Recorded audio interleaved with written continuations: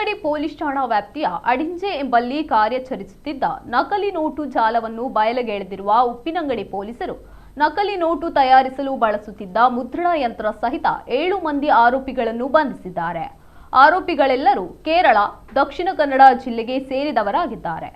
ನಕಲಿ ನೋಟು ಸಹಿತ ನೋಟು ತಯಾರಿಸಲು ಬಳಸುವ ಗುಣಮಟ್ಟದ ಕಾಗದದ ಬಂಡಲ್ಗಳನ್ನು ವಶಪಡಿಸಿಕೊಂಡಿದ್ದಾರೆ. ಒಂದು ವೇಳೆ ಜಾಲ ಬೆಳಕಿಗೆ ಬಾರದೆ ಇರುತ್ತಿದ್ದಲ್ಲಿ ಕೋಟ್ಯಾಂತರ ಮೌಲ್ಯದ ನಕಲಿ ನೋಟು ಮಾರುಕಟ್ಟೆಗೆ ಸೇರುವ ಸಾಧ್ಯತೆ ಇತ್ತು. ಖಚಿತ ಮಾಹಿತಿ ಮೇರೆಗೆ ಪೊಲೀಸರು ದಾಳಿ ನಡೆಸಿದರು. ಜಾಲದ ಬಗ್ಗೆ ಪೊಲೀಸರು ತೀವ್ರ ತನಿಖೆ ಆರಂಭಿಸಿದ್ದಾರೆ. ನಿರ್ಜನ ಪ್ರದೇಶದಲ್ಲಿರುವ ಬಾಡಿಗೆ ಮನೆಯಲ್ಲಿ ಈ ನಕಲಿ ಅಕ್ರಮ ಜಾಲದ ಆರೋಪಿಗಳು ಕಾರ್ಯಾಚರಣೆ ನಡೆಸುತ್ತಿದ್ದರು.